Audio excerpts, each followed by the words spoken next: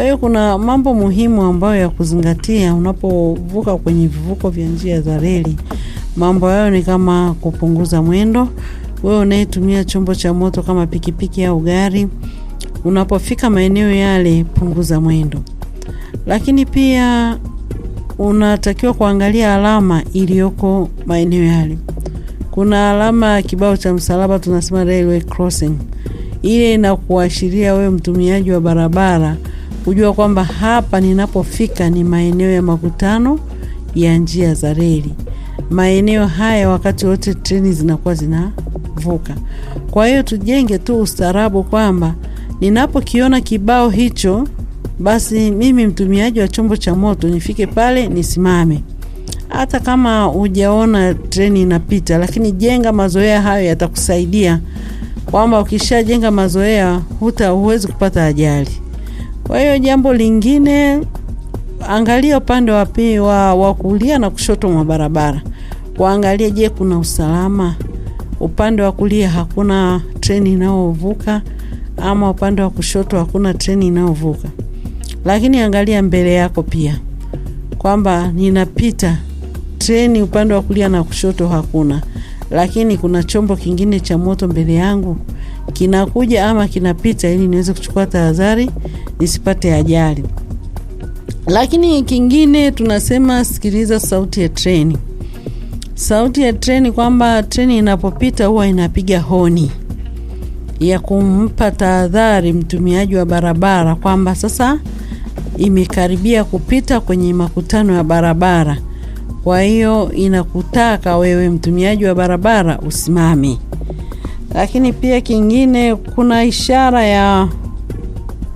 ya maandishi au kibao kimeandikwa stop, inakwambia simama. Yani ni amri ya kiashiria kile ya ile alama, inakupa amri ya kusimama kwamba usiendelee kupita.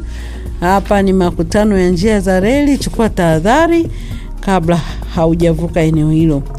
Lakini kingine, angalia usivuke kama kuna msongamano mbele.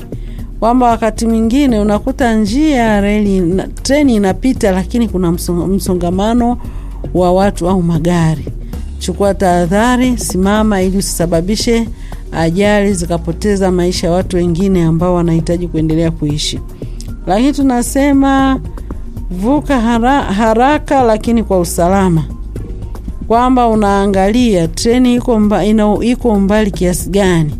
Je, unaweza kuvuka kwa haraka bila kusimama? Unaweza ukavuka.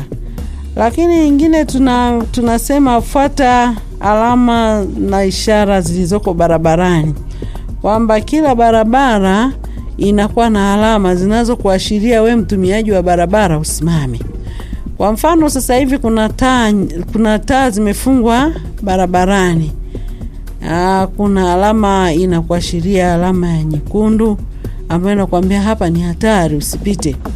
Lakini inakupa alama ya manjano. Ya manjano kama inakuashiria kwamba karibu utapata nini? Utapata amani ya kupita kwenye barabara. Yani bado hujaruhusiwa. Lakini kuna taa ya kijani. Hii sasa inakuruhusu kwamba unaweza ukapita. Lakini watu wengi hizi alama hawafuati, wala hizi taa nyekundu zinapotuashiria hivi vitu hawafuati. Unakuta kabisa mtu anaona ile alama lakini anapita kwa makusudi. Sasa ikitokea umepata ajali wakati alama hizi zimekupa amri ya kusimama, hiyo inakuwa yani hata ukishtakiwa huna namna kujitetea, sababu unaonekana kabisa ulifanya makusudi. Kwa hiyo mimi nataka kusema kwamba tukifuata hizi sheria za usalama barabarani ama sheria za vivuko vya njia ya reli, uwezekano wa ajali kupungua ama kuisha inawezekana kabisa. Yani tutegemee tu kwamba ajali zile zinazotokea kwamba hii ni ajali ambayo haizuiliki. Lakini zile ambazo tunaweza kuzuia sisi wenyewe, basi tuzuie zisitokee. Mimi kwa kuongezea ambayo tayari mengi afande ameshayasema, pia sehemu nyingi kwenye vivuko vyetu vya reli utakuta kuna lile geti la reli ambalo linawekwa pale kabla ya kuvuka wewe mtumiaji wa chombo cha moto nani, unakuta lile geti na kuna mfanyakazi wetu wa shirika la reli ambaye anakuwa na bendera zile anakuepo pale akikupa tahadhari kabisa.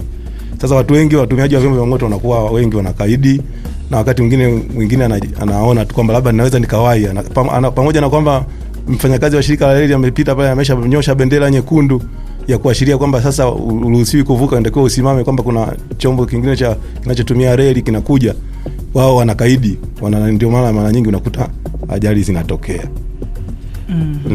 Lakini pia sambamba na hilo geti pia, kama afande alivyosema kwamba hizi alama zingine za barabarani pia ambazo watumiaji wengi wa vyombo vya moto wanapoenda kupewa leseni na jeshi la polisi wanakuwa wanafundishwa pia zile kuona kabisa kama kuna hizo alama za stop, hizo alama za msalaba hizo, kwamba tayari kabla ya kupewa ile leseni yule veko ambaye anakutaini anakuelekeza hiyo, anakufundisha kwamba jinsi gani ya kuziheshimu hizi alama. Kwa hiyo tu mimi watake ndugu zetu wakazi wa Tabora, tuendelee kufuata hizi sheria za usalama barabarani, na lengo letu kubwa sisi kama jeshi la polisi ni kuhakikisha kwamba watumiaji wa vyombo vya moto na watumiaji wengine watumiaji wa hizi barabara wanaepuka na hizi ajali ili kuokoa maisha na kuweza kulinda nguvu kazi ya taifa. Kuna sheria maalum ya sheria inaitwa sheria ya reli, sheria namba 10 kama ilivyofanywa marejeo mwaka 2023. Kuna ukisoma hii sheria ya reli, ukienda pale kwenye kifungu cha 84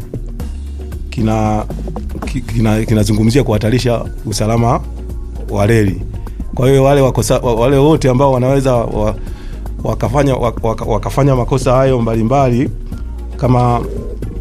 kama vile kuvuka kuvuka kwenye vivuko, kuchukua tahadhari, kutembea jirani na reli, kukaa kwenye reli, hayo makosa yote hayo ndio yanaangukia kwenye hicho kifungu cha 84 cha sheria hiyo namba 10 ya reli.